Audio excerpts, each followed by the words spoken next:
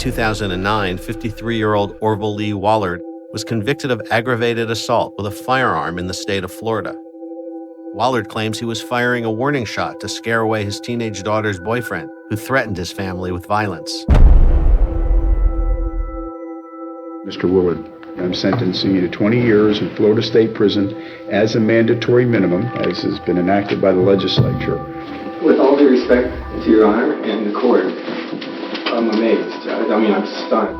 I protected myself, and I hurt no one. I speak with Jason Geary, a court reporter for the local newspaper. Because he covered Wollard's trial in 2009, I'm hoping he'll have some insight into both sides of the argument. The defense argument and what they presented to the jury was that Mr. Wollard was, somebody who was weak physically, but also health-wise. I think he was undergoing some significant health problems at that time. And as far as I know, he seems very mellow. He doesn't really seem like somebody who gets very upset. But then again, this case revolved around a family dynamic where, there was clearly some agitation and irritation in the household between the various members, including Mr. Wollard's daughter and her then boyfriend. This is what happened. This boy's standing on the porch with Sarah, and I told him, I said, you have to just go away and leave us alone. Leave us and my daughter alone. And he took her by the arm and was gonna lead her off. So I grabbed her arm, and he jumped on me, and to break my hold of my daughter loose, which it did, because it ripped the stitches, some internal stitches from my surgery. I was in no shape for wrestling. This kid was about my weight and about my height, but 17 instead of 53. I've asked Sandy to take me back to where it all started so I can understand what happened. Hello. The new owners of her old house have allowed us to visit.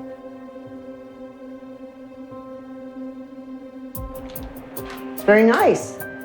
You did a really good job. Thank you. That was a little rough. That's where everything took place. That's where the boy attacked my husband, he attacked my daughter, and the shooting took place. You okay?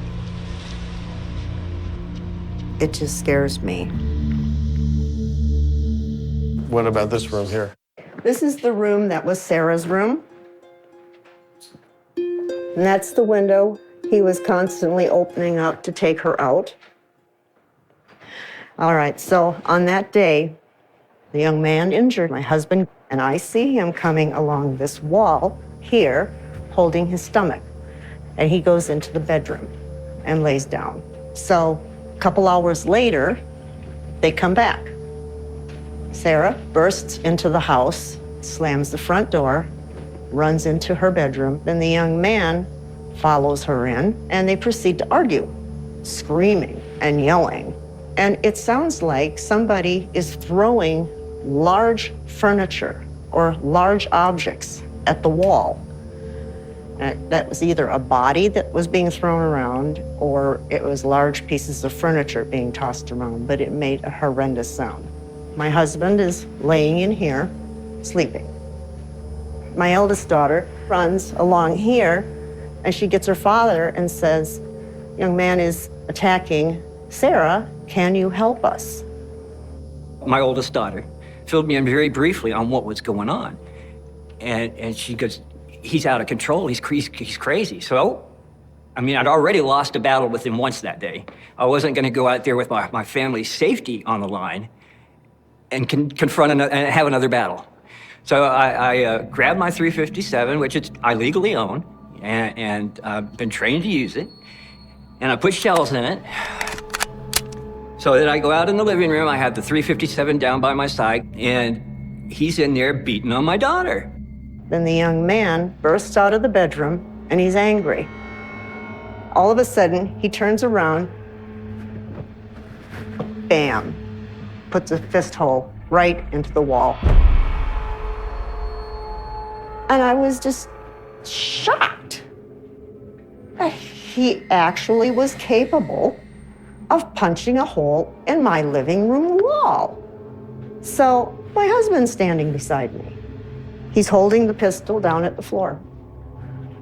And he says to him, You have 4 seconds to leave this house. That's all he says. Instead of leaving the house, the young man decides to come forward. He's closing the distance. He's coming towards him. So what does he do?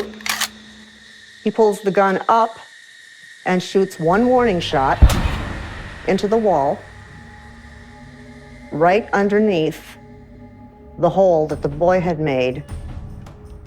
Just 1 warning shot. After he heard the shot, the boy turned around and hurried out the door. And that's all we heard from him. And you thought the thing was over? We thought it was over. But 2 months later, he came back. He wanted to remove her once again from the house. And when my husband refused to allow her to leave, the young man calls the police. And when the police said he has every right to hold his daughter in the house and keep her from running off, then he says, well, what if he shot a hole in the wall?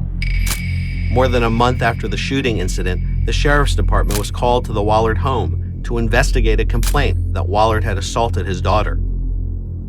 When the sheriff's department found no grounds to support the battery complaint, Sarah or her boyfriend then told the deputies about Wollard firing his gun several weeks earlier. Sheriff Grady Judd agreed to share his perspective about what happened. I'm confused why 2 months later or a month and a half later they actually came. We came to the house on a battery complaint. Who was complaining to whom? I presume this daughter. And the deputies determined that it was corporal punishment, that he not violated the law. Well, apparently they took the opportunity to say, well, a while back, shot at us with a gun. And that's when that investigation began. If they'd have never called the sheriff's office, no harm, no foul, right? We didn't know about it. But when we came there, we're obligated to do a complete and thorough investigation, and we did, and that's why I got him locked up. The initial information was that he came out of the bedroom with a gun, loaded. She, who is the suspect's daughter, wanted to leave with a 17-year-old. He grabbed her and said, "You're not doing that. You got 4 seconds to leave," and shot. The gun went through a strap on a bag he was holding. Of course, they deny that that was a gunshot. Evidence said it was. Detectives who see gunshot holes said it was. Wollard's defense attorneys point out that the strap from the boyfriend's bag was never tested to determine whether the damage was done by a gunshot. Had Wollard actually shot the boyfriend, it's plausible he could have used a stand-your-ground defense, which allows somebody to use deadly force if they believe they are facing imminent danger. Ultimately, the authorities determined that Wollard wasn't trying to shoot the boyfriend, and he was charged with aggravated assault without the intent to kill. The state's theory of the case was that Mr. Woolard got angry and that he came out of the bedroom not so much in fear for his family, but that he was angry and that he didn't just fire a warning shot, but that he fired toward the then boyfriend. The cross-examination of the then boyfriend in the case was, "I'm scared and I'm the one that's in fear for my life." It just, raised a lot of questions as to, what exactly took place there. Was this, an act of self-defense? Was this more of what the prosecution was saying was a gun-related crime? 4 years after the original trial, Wollard was granted an appeal hearing. During the hearing, 2 witnesses were called to testify about Sarah's then boyfriend. I will hear these people's testimony. Thank you, Your Honor. Tell me a little bit about what you know about. He had a lot of anger problems. He was very heavily mixed in with drugs. I personally know him to be very violent. I have seen him physically beat up his brother. He's lied to me about several different occasions. He's an habitual liar. I think he believes his own lies. I was actually standing next to Sarah, and when said, "We're going to put your dad away forever," it was like it was planned. These witnesses were never called in the original trial, and Wollard believes they could have changed the verdict.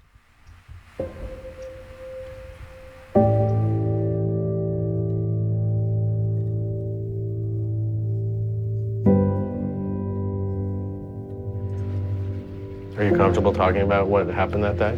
I really don't remember much of it at all. What part do you remember? I remember the gun going off and him leaving the house, and then that's pretty much it. I was in my little rebellious stage when I lived in Florida, and then switching to Wausau, everything kind of changed, and I kind of cleaned up my act and everything. What was he like, your ex-boyfriend? My ex-boyfriend, he was really cocky and really strong-headed, stubborn, and this was such a long time ago, and I haven't really thought about him in a while in that way, so I really don't remember the rest. Right. Sarah seems to have recovered from all of this. Getting her to Wisconsin was a good move because it got her away from all her drug connections.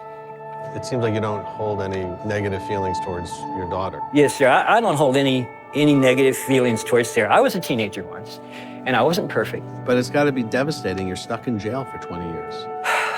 Indeed. Indeed. But again, that's not Sarah's fault. That's this crazy system run amok.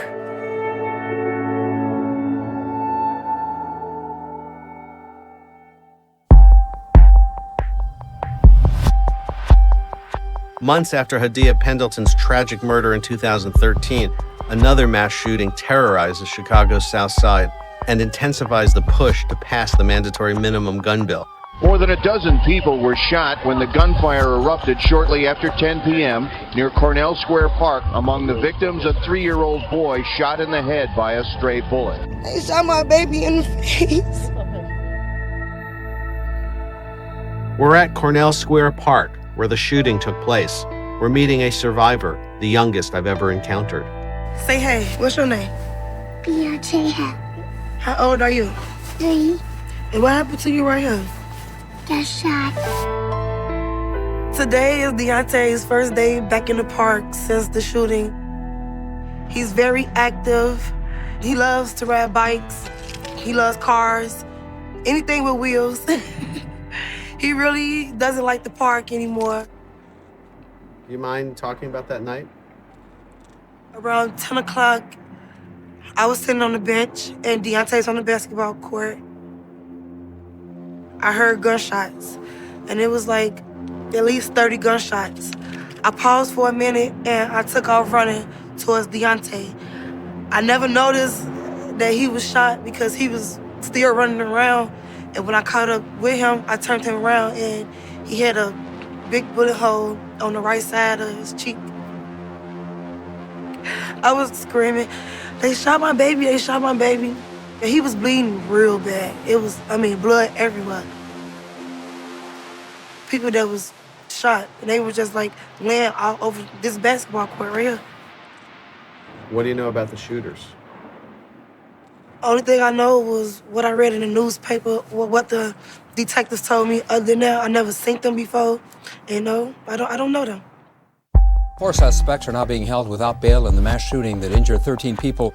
Now, Champ, earlier in that day, suffered a graze wound from a shooting. Prosecutors say that he conspired to get a rival gang back. The alleged ringleader, Brian Champ, like suspect Michael Ward in the Hadiya Pendleton case, had a previous arrest for an unlawful gun charge. He was sentenced to boot camp instead of prison and would have been behind bars had the mandatory minimum gun bill been in effect.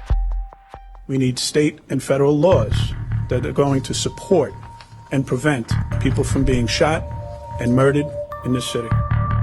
Illegal guns drive violence. Illegal guns drive murder. And if we don't provide real punishment for the criminals who carry them, what message is it that we're sending?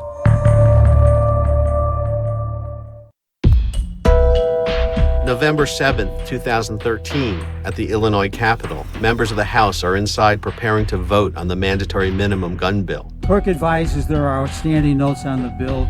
A surprise request for a cost report on the bill, filed by Representative Duncan, forced the House to adjourn without voting. The reaction among the sponsors can best be described as, "You've got to be kidding." You saw an unwillingness to have a debate about public policy and public safety, and they resorted to tricks because the votes were there. There was not a parliamentary trick. It was a parliamentary procedure that we have in the Illinois House Rule Book. The bill is currently postponed. If you want to stop and deal with crime, you have to put in programs for job training. You have to create job scenarios, give incentives for businesses to come in some of these tough communities. If people feel a sense of hopelessness, they're going to find the next best underground economy to support themselves and their family. And they're going to have a blatant disregard for themselves and any and everyone else. And they're going to go through this sort of super crazy fantasy that a gun is going to be the conflict resolution. Mandatory minimums don't even come into their psychic. They can care less about what the statutes are. And I was like, we can't do the whole list, maybe a couple of them. Currently, Representative Michael Zaleski is working with opposing groups to reform the gun bill and prepare it for a vote in the next session of the Illinois Congress.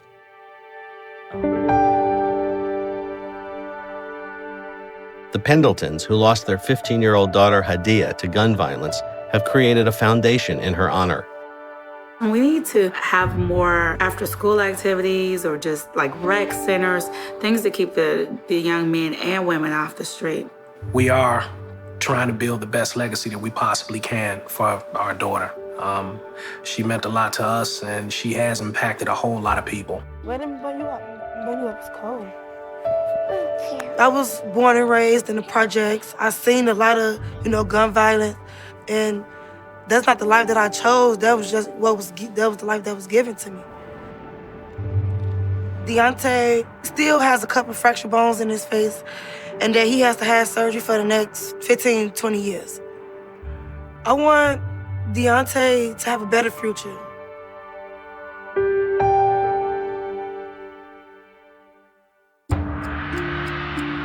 After months of waiting, Wollard's defense team finally receives news regarding his appeal. The judge has denied Wollard's request for a retrial.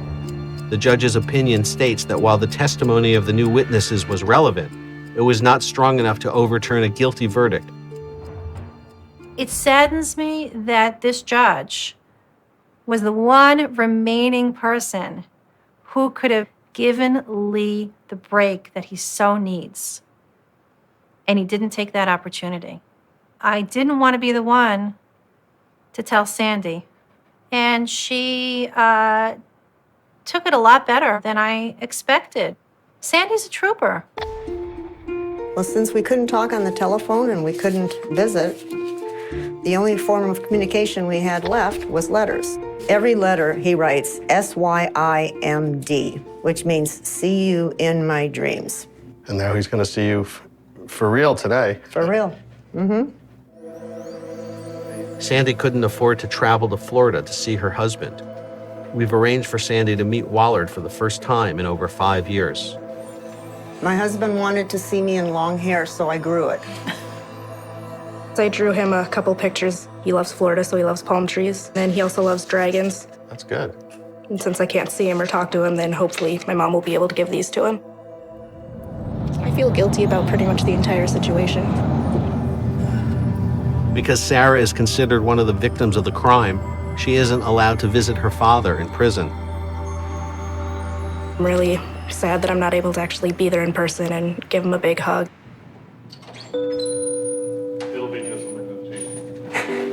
How you doing, Sarah? That's so nice to see you. How are you? How are you? Good. Oh, I'm good. So nice to see you again. Yes, it is. Been such a long time. Yes, it has. This is from Sarah. Oh. To Dad, love Bud Rose. That's Sarah's nickname. Tell Sarah I was really hoping I'd get to see her. Tell her I love her dearly. I like your hair, by the way. It looks nice. I grew it out. Yes, You wanted it long. nice. It's I like long it. now. It's very pretty. Thank very pretty. Yeah, it's wonderful to see Sandy again. I was afraid I might never see her again. I mean, because if something doesn't happen, I'll probably die here. I mean, I'll be 73 by the time I leave, and at the rate I'm declining, and I'm not going to make it. And that, I said, thank you for letting me see my best friend again, huh? It's so nice to see her again. Thank you.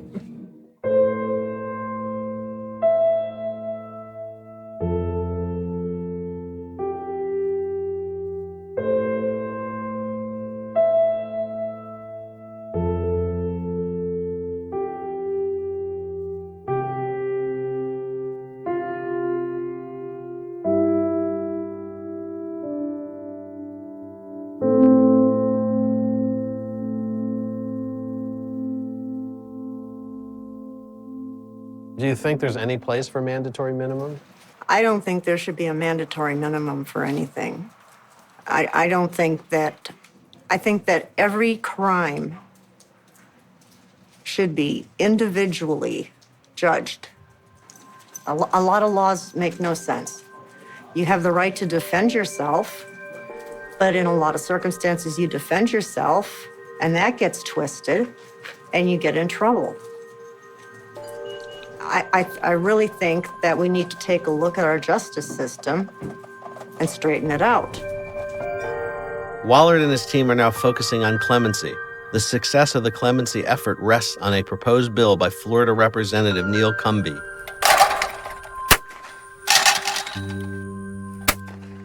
One of the reasons for this bill, I imagine, is your belief in the Second Amendment, right? Oh, yeah. Our society is a polite society. Yeah. And what I want to, prevent from happening in the future is somebody who has not physically harmed anyone being sent to prison for 20 years. The bill would make warning shots legal in the state of Florida and was inspired by Wollard and others like him who said they were protecting themselves or their families by firing a warning shot. It's ironic that one law could set Wollard free while another has the potential to trap him for 20 years. Here's the bottom line. I think when this is all over, and I'm 58, I'm not planning on checking out immediately, but it's coming. I'm getting older. When that comes, and God's looking at the book, and he says, well, did you do a good job? I did the best I could. I gave it everything I had. I tried to do the right thing for the right reason, no matter the consequences, and that I can live with. When I saw the condition that my husband was in, and the fact that he'd resigned himself to spending 20 years in prison for shooting a hole in a wall, I went from being sad and depressed to being angry. I think the system has failed me. The system failed Lee. And the system's gonna fail a lot of other people if we don't do something.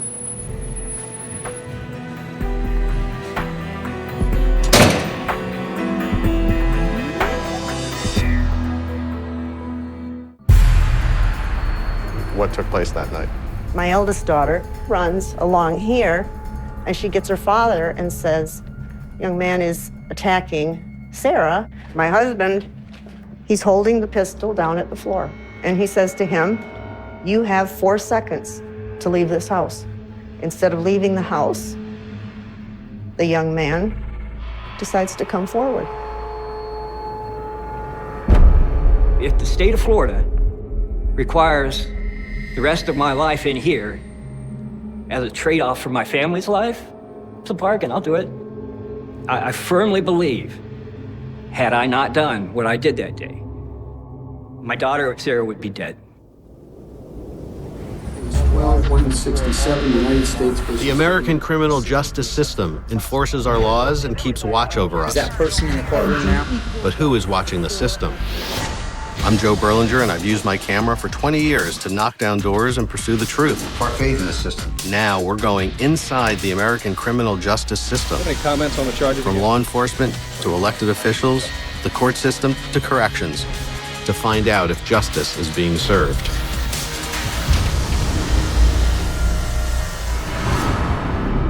Mandatory minimums, which are fixed prison sentences that judges are required to impose for certain crimes, have been used for decades. Advocates believe these laws deter crime, keep criminals off the street, and ensure uniform sentencing. But in recent years, mandatory minimums have come under fire. Mandatory minimums have been tried for 40 years. We fill prisons with low-level and nonviolent offenders. They don't impact the crime rates. They're tremendously expensive to taxpayers without offering any benefit in return. In this episode of The System, we'll explore the impact of mandatory minimums as they relate to gun crime. Some say our first case in Polk County, Florida, is an example of the tragic unintended consequences of mandatory minimum laws. In 2009, 53-year-old Orville Lee Wollard was convicted of aggravated assault with a firearm in the state of Florida. Wollard claims he was firing a warning shot to scare away his teenage daughter's boyfriend, who threatened his family with violence. Mr. Woolard, I'm sentencing you to 20 years in Florida State Prison as a mandatory minimum, as has been enacted by the legislature. With all due respect to Your Honor and the court, I'm amazed. I'm stunned. I protect myself, and I hurt no one. I would expect this from the former Soviet Union or from some banana republic, but not from the United States of America. Refusing a plea deal, Wollard went to trial and was found guilty. Under Florida mandatory minimum law, he was sentenced to 20 years without parole. It's crazy. No matter what happens, if you fire a gun, 20 years. It doesn't matter. Why? Our current system has gone very far awry. After a failed appeal, Wollard had resigned himself to the 20 years behind bars until a stranger, Sharon Elmolay, a medical malpractice lawyer, unexpectedly gave him some hope. Elmolay is currently paying for Wollard's post-conviction relief. Thanks to an article that I found 2 years ago in the New York Times, I have a side occupation, which is that I'm dedicating my free time to the effort to get Orville Lee Wollard out of jail. What specifically outraged you about this case? Because Lee really felt that there hadn't been any wrongdoing on his part. And because he was a person who acted on principle and rejected a plea deal that was offered by the prosecutors, that this ended up biting him in the butt. He seemed pretty confident going into the trial. What happened? Right. Well, it seems like everything that could have gone wrong did go wrong. I mean, the level of preparation was just not there. According to Elmolay, Wollard's original lawyer did not conduct in-person interviews with his witnesses and failed to call additional witnesses who could have helped the case. The break that Lee needed was a new trial. There's no doubt in my mind that were this case to be retried with a really gung-ho attorney, with a team of experts behind him or her, Lee would have gone free. Hello? Jaya, how are you? I'm doing well. I'm just going through Lee's transcripts. We finally got them in. Now we can start going forward with the appeal. Out of her own pocket, Elmolay hired Florida defense attorney Jaya Balani to work on Wollard's appeal. My crew and I are headed down to Orlando to talk with Jaya and learn more about Wollard's case. Pretty unbelievable case. You know, I have children. I have 2 daughters, and if I felt my children or my wife were being threatened, I'd want to protect myself. Whenever you have a jury listening to family members, usually 9 times out of 10 they discredit the family members as being biased. So it came down to a story of Lee versus the boyfriend. Well, the boyfriend's story, you have a saying that someone's pointing a gun at their face and shooting it, and there's bullet hole, it lines up. So I think the jury just decided to discredit the self-defense and believe the boyfriend. At the time of the shooting, the boyfriend, whose name we've agreed to keep anonymous, was dating Sarah, Wollard's 16-year-old daughter. Was the jury aware firing a gun could result in a 20-year sentence? When you go to a jury as an attorney and even the judge, they're not allowed to tell you what the maximum penalty is or what the sentence is going to be because it's too influential on their jury, on their decision, on their deliberations. So they didn't know. They may have just thought he might get a slap on the wrist and be let go. I don't believe they actually knew the severity of what was going to be his sentence. Wollard's defense team is currently waiting for the judge's ruling on his appeal. We're headed to interview Wollard at Wakulla Correctional Facility, just south of Tallahassee, where so far he has served 6 of his 20-year sentence. From what I can tell, Wollard doesn't fit the description of your average gun felon. He's a middle-aged married man with 2 daughters, no prior criminal record, worked in business management at SeaWorld, and lived in the suburbs of Orlando. Hello. Hi, I'm Joe Berlinger. Lee Wollard. Nice to meet you. Nice to meet you, sir. I'm just curious how it's been.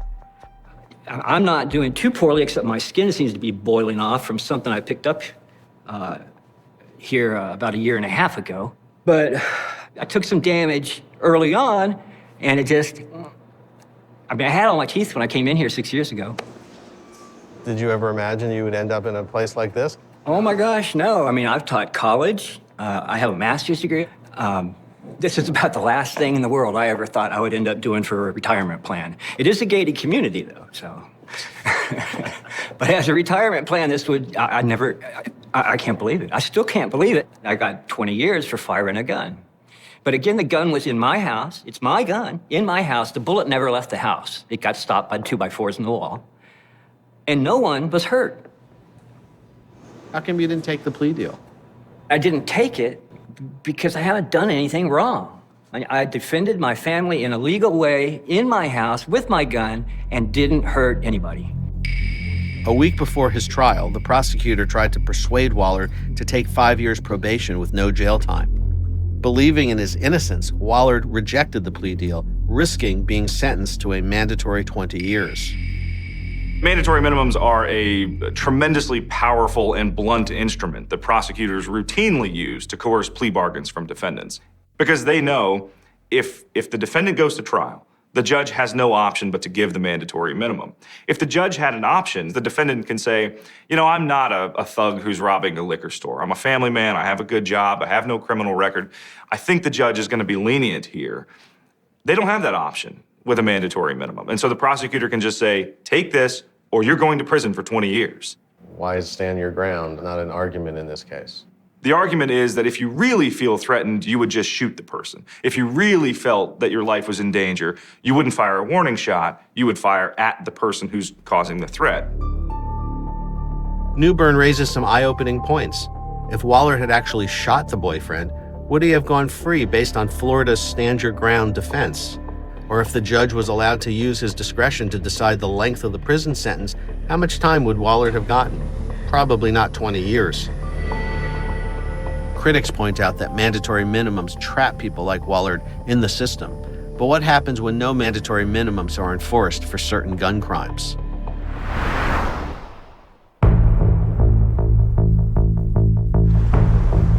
We're heading to Chicago, a city where gun violence has spiraled out of control.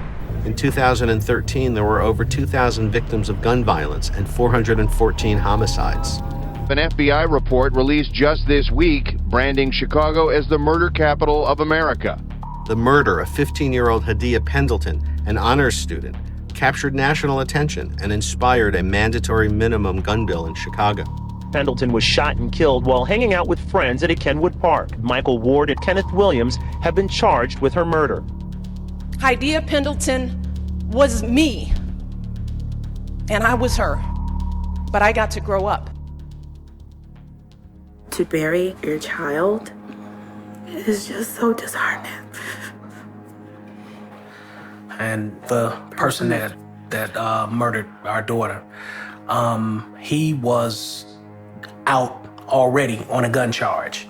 And had he been there, had he got the mandatory minimum, he wouldn't have been out. So our daughter would still be alive today.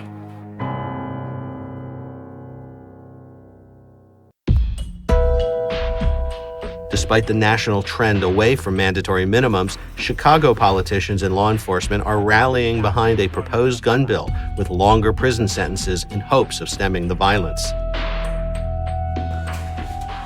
Before Hadiya was murdered, I didn't really think about the laws the way they've been structured because they didn't apply.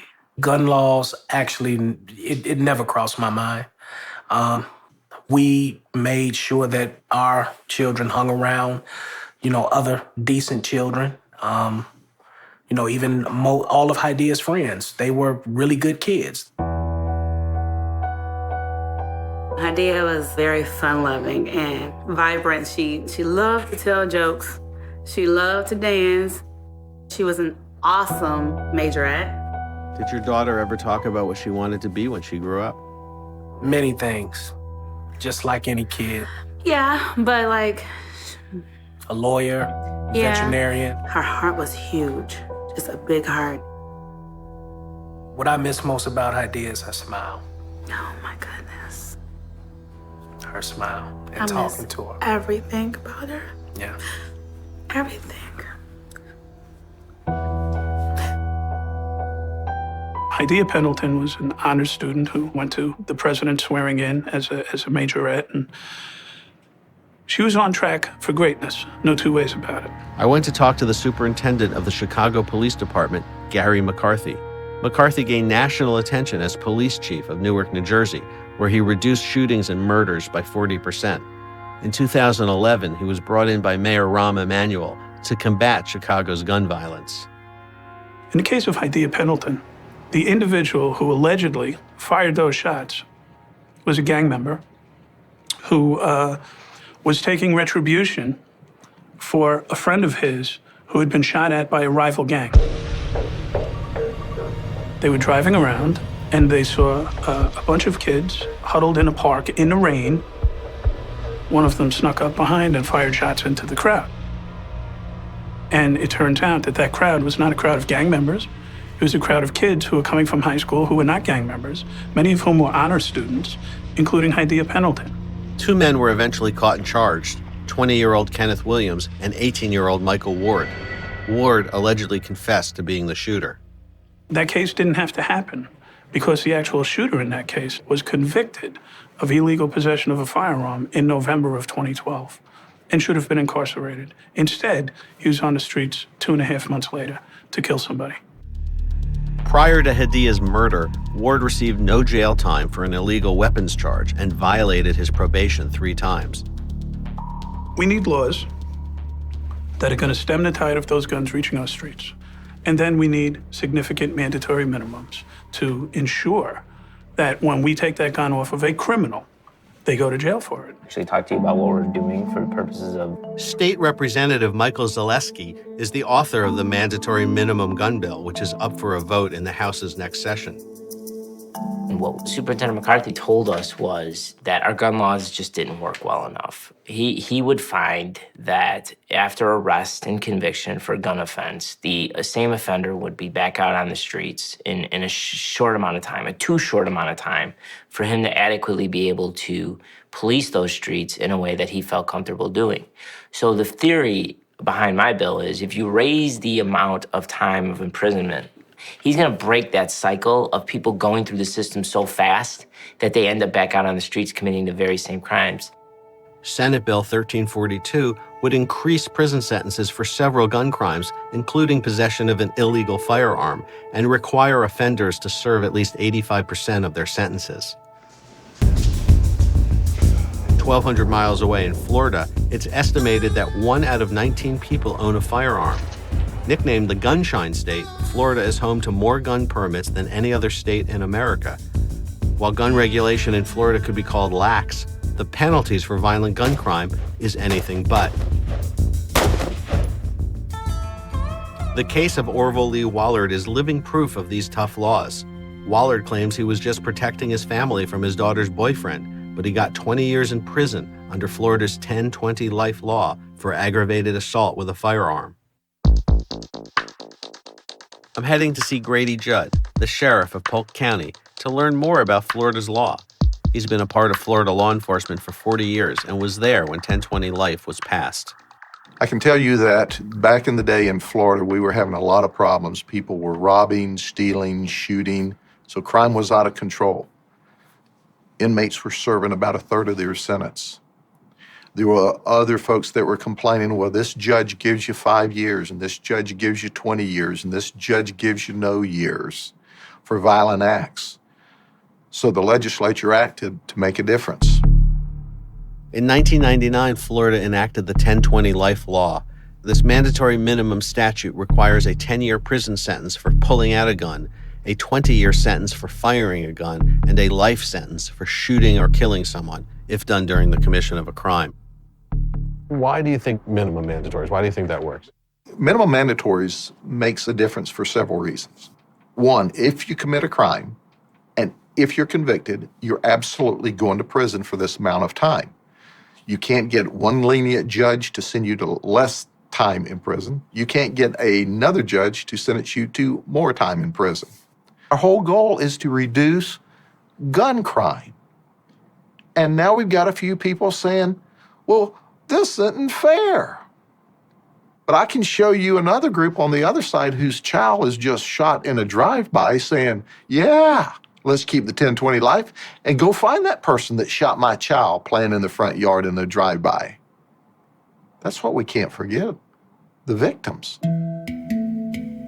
It's interesting to hear the narrative reframed from the law enforcement perspective, and it just shows there's no easy answers. He made a very compelling case for the role of mandatory minimums in crime reduction. Judd's statement about victims is really powerful, especially after meeting the Pendletons, whose 15-year-old daughter Hadiya was murdered. But Wollard didn't murder anybody. Nobody was even hurt. Is the justice system working by locking away Wollard for 20 years and taking him away from his family? Or are Wollard and his family victims of the system? We arranged for Wollard's wife, Sandy, and youngest daughter, Sarah, to come to Florida from Wausau, Wisconsin, where they live now. Due to the financial fallout from Wollard's incarceration, they've been unable to return to Florida and see him in over 5 years. Hi, how are you? Sandy? Hi, Hi, nice to meet you. I'm Joe. How are you? I'm fine, thank you. Nice to meet you. Hi. Nice to meet you. Hi, Hi. Sarah. Hi, Sarah. Nice to meet you. You know, it's crazy that someone would be punished for something like this and that so extremely, you know? I was just absolutely stunned when they told me that he was going to be in prison for 20 years for shooting a hole in our living room wall. I couldn't believe it. Yeah. How do you feel about this whole thing? I felt horrible. Because, you know, he's going to be like 70s, 80s once he does get out, if he does stay the 20 years, and that's pretty much his life over in a cell somewhere. And it brings me down a lot of the time.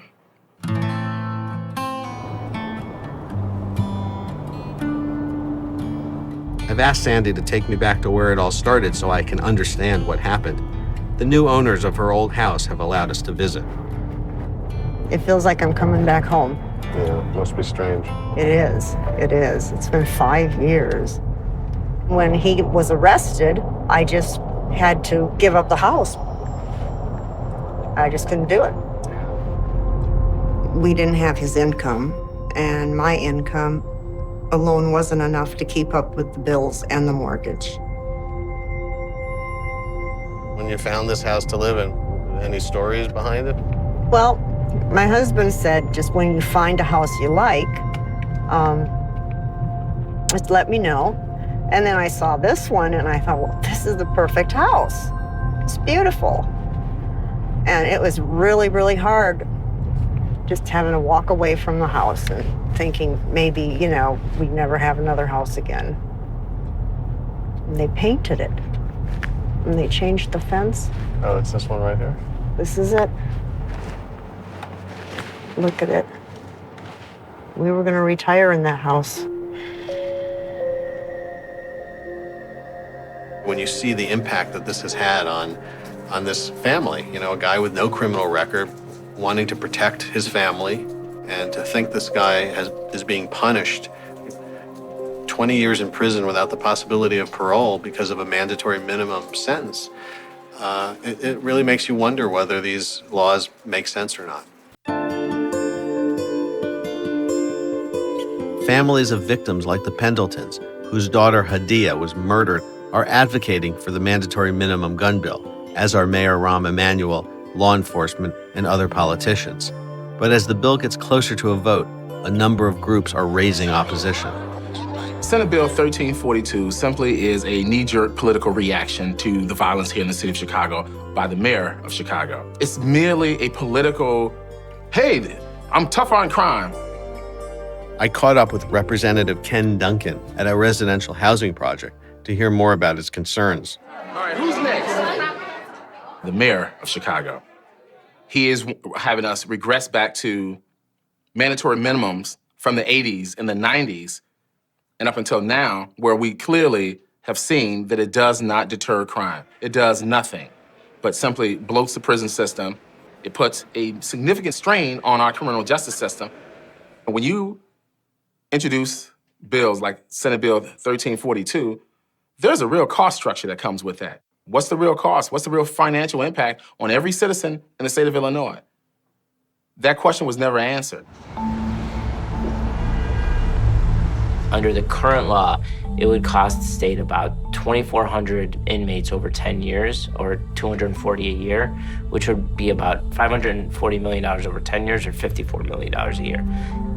A heavy price tag in a state government that isn't exactly flowing with cash right now, but my feeling was this was an important policy interest. I've heard people talk about the cost. And the fact is, what's the cost of gun violence? What would the parents of Hadiya Pendleton pay to have her back? This is not a dollars and cents issue. This is a moral issue. So at the end of the day, it's not going to cost more to incarcerate people if we put the right people in jail. In Florida, it will cost taxpayers over $400,000 to keep Wollard in prison for 20 years.